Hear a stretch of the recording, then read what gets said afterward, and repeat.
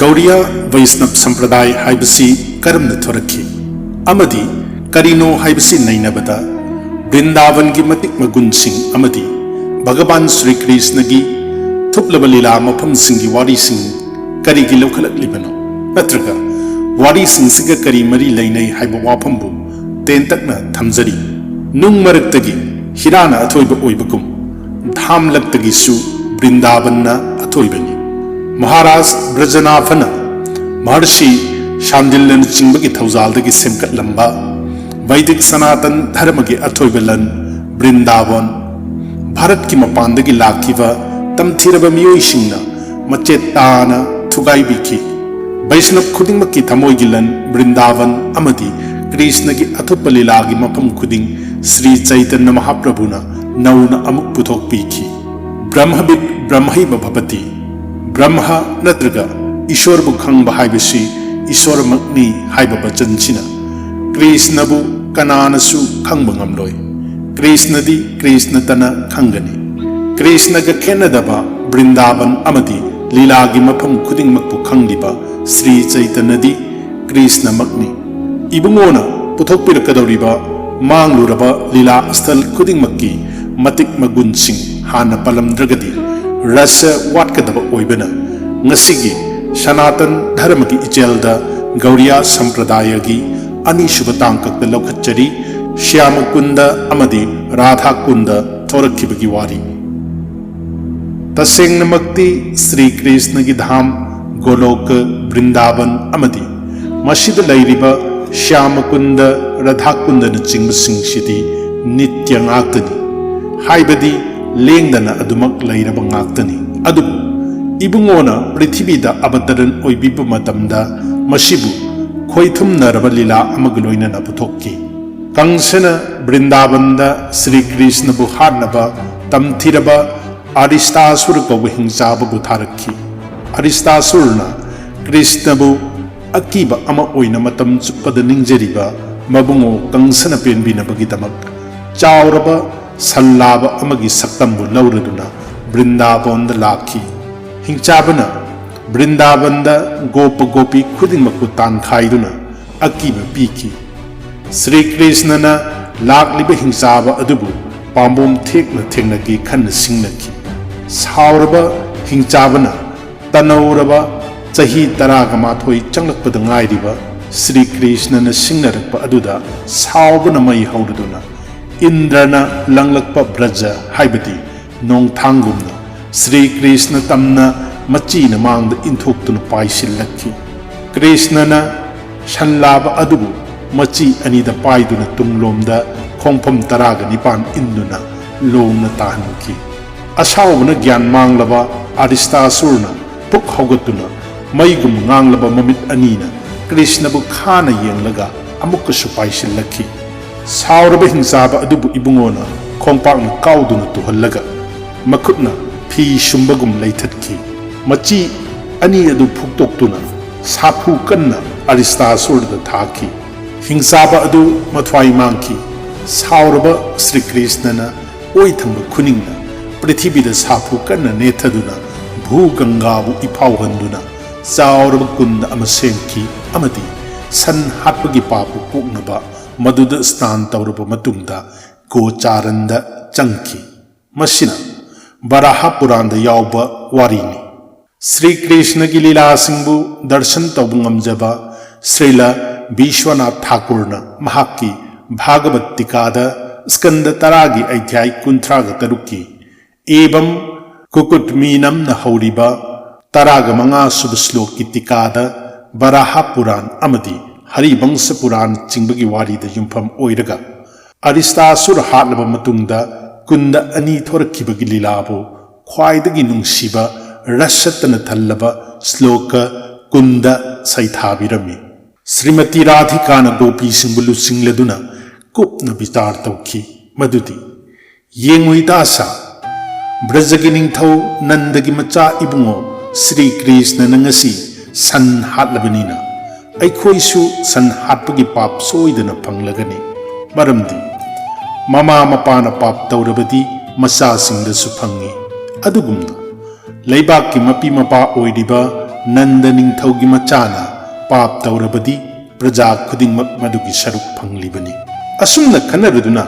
गोपी सिंहना अहल ओइरबी पौर्णमासीगी मनाक्त लाक्तुना वातानरब मतुंगदा वाफम सिमक श्री कृष्ण की मफमदा हंगच्चनब लेपनरदुना इबुंगोगी नाक्त लाक्तुना वाफम सिंहसी हायरकी मासमान स्पृशाद्य वृषभार्दन हंत मुग्धा घोरो असुरोयमपि कृष्ण तदप्ययम गौः भृतो यथा द्वैज इहास्त्वयि निष्कृतिः किं शुद्धो बबांग स्त्री भुवन स्थित तीर्थम कुचे हे सन्बु हालबो ngasi nahak aikoi ge tinaba yadre nungsi oinana mabungogi mafamda hangalakpa wafambu taraga Sri Krishna na hairaki buddhi thelabi gopisha siriba si mang takningai oiraba tamthiraba hingchabani wafam asibu tarabada Srimati Radhika na hairi adumak oidunashu mahak san am oina laki mamangaida Indrana Bridasur Kawu Hingchaba Hatkiba Matamda Mahap Brahman Ama Oirambana Brahma Bodagi Pap Indrana Pankibana Ibungoshu Pap Pangloidabagi Maram Laiti Wapamsi Tabada Sri Krishnana Paukum Laitraduna Gopi Singi Maikaida Taptaraduna Hairaki Hauzik Aihak Kari Tau Haibano Takpi Wapamsi Tabada Makoy Ngamle Matagum Srimati Radhika amadi mata khuding makna khonjel amat oina Krishna gi mafamda hairaki aikoina Paurnamasi amadi Gargamuni na chingbadagi tajabada prithibida lairiba tirtha khuding makta snan daujarabadi papsi kokani haibirai masimak shruti amadi smriti animakna praman oiraba upaini Sri Krishna na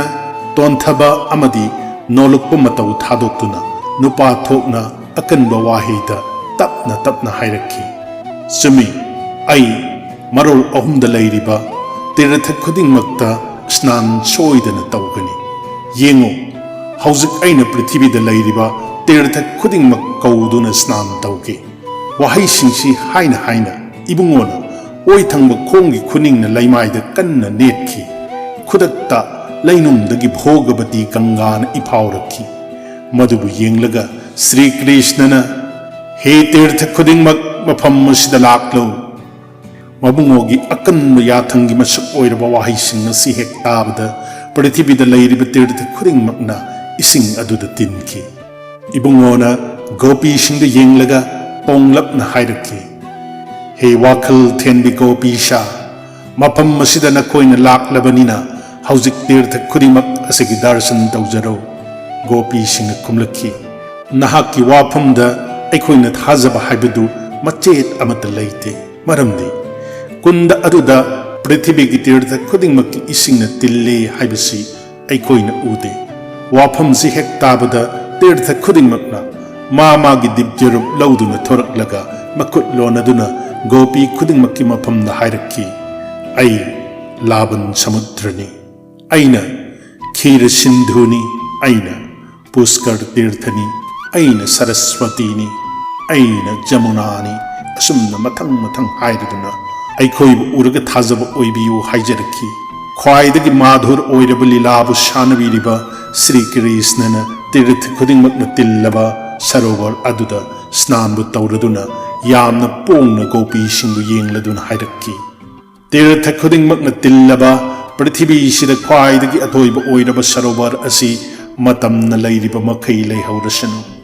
Masimak Aina Leplabani Aduga Nakoidi Ngasi Pawada Sigumba Dharmik Oiba Achauba Tabak Amadasu Taujarak Lim Kiroine Wapamdu Hektabada Luchingbi Srimatina Maithong Pet Lairaduna Mata Singu Yenglaga Itasa Aikoisu Achauba Kunda Amasemdaba Yadre Hairaki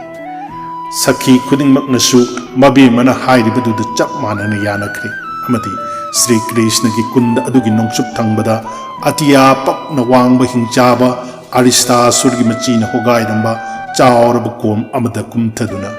Manung the Ladyba Brong Lauraba Laipak Sing Makutna Undok Pahoraki Amadi Srimati Radhikana Shri हस्तद लेतेंगलिबा सनागी खुजीबु लौथोक्तुना कुंद मयाइदा खोट खोतुना लुथहनखी इकुई कुईदब मतमदा मफम अदुद चावरब कुंद अमा सेमखरे मदुबु उरबदा श्री कृष्ण राधागी मफमदा हाइकी हे निंगथिरबी सखी खुदिंगमक लोइनना तीर्थ खुदिंगमक तिल्लबा आइगे कुंद इसिंग असि लौदुना नहाकी कुंद अदु थलहल्लो श्री राधिका नातोन पैथोक्तुना खुदक्ता खुमलक्खी नते नते सन्हापगी पामना तिल्लब कुंददुगी इसिंगना आइगे कुंददा तुंगहल्लोय आइगे मसिंग थिंगमद्रब सखी सिंग लोइनना चफु पाइदुना मानसी गंगादगी सेंगलब इसिंग लौरुरगा आइगे कुंदबु थलहंदुना पृथ्वीदा मपा लैतबा असेंब अमदि ममिंग चतप कुंद ओइहनगनी तांजादुदा श्री कृष्णन इंगित पीदुना तीर्थ खुदिंगमकना दिव्य मूर्ति लौदुना थोरकलगा इबेमगी मफमद खुटलोनदुना हाजरखी देवी त्वदीय महिमानम अबैति सर्व शास्त्र आर्थ भिन्न सविद्धीर्ण हरुण लक्ष्मी किंतु एक एव पुरुषार्थ शिरोमणिस्त्वत् प्रस्वेद मार्जन परः स्वयमेव कृष्णः हे वृंदावन की मबेम नहाकी नतिक्न गुण कनानबु खंग ngамगनी ब्रह्मा शिव अमदि नारदन नहाकु खंग ngam नत्ते नहाकी श्री चरण की खुजिन मचेत अमगी मतिक मंगालबु मतम चुप्पत फंगजनब श्री लक्ष्मी निंगजदुन लैरिबनी नहाकी नतिक्न गुण ब्रजनंदनंदन श्री कृष्ण तन खंगबनी Shri Krishna नमसामक उबसु नहाकी नुंगद उबनी ngasi ibemana aikhoibu thaujanbiduna Shri चरण की सेवाबु फंगहनबियु असुमना तीर्थ खुदिंगमकना हाइजरक्लबदा थौजालगी मबेमा ओइरिबी श्रीमती राधिकाना ताकपिरखी नकोई खुदिंगमकी अपाम्ब करिनो हायो इबेमगी थौजाल फंगलबदा तीर्थ खुदिंगमकना हाइरखी aikhoibu थौजानबीदुना इबेमगी कुंदला हिनबीदुना चोरोन सेवा फंगजबगी मिंगचत अदु पिनबियु तीर्थ सिंगी प्रार्थना तारबद वृषभानु नंदिनी कृष्ण की चान थोइरबी इबेमना मबुंगोद येंगलग ममोन नोक्तुना लाक्लो लाक्लो हाइना अयाबु पीरबद श्री कृष्ण की कुंदद लैरिब तीर्थ खुदिंगमकना कुंद अनि की मयाई की पल्बु थुगाइदुना इबेमगी कुंदबुसु थलहनखी श्री कृष्णना राधाबु येंगदुना हाइरखी हे चान थोइरबी नहाकी सिगुमनबु कुंदसिना आइगी कुंद सिदगी मगुन हेनब ओइरसिनु अमदि मतम चुपदा आइना नहाकी कुंददा स्नान अमदि जलकेलीबु सानगनी आइना नहाकु नुंसिबगुम कुंद सिबुसु नुंसिगनी इबुंगोगी वाफमबु तारगा इबेमना सुम हाइरकी आइसु आइगी सखी खुदिंगमक लोइनना मतम चुपदा इबुंगोगी आरिष्ट मर्दन श्याम कुंददा स्नान अमदि जलकेलीबु सानगनी अमदि भक्ति गलोइनना श्याम कुंदद स्नान तौजरब महक्तु अइन ख्वाइदगी चानबा हाइबदु ओइगनी कुंद सिगे कोइबदा बास तौरब महक्तु अइगी थौजालबु सोइदना फंगलगनी तीर्थ खुदिंगमक तिल्लबा अमदि राधा कृष्ण अनिगी थौजालसु यावरबा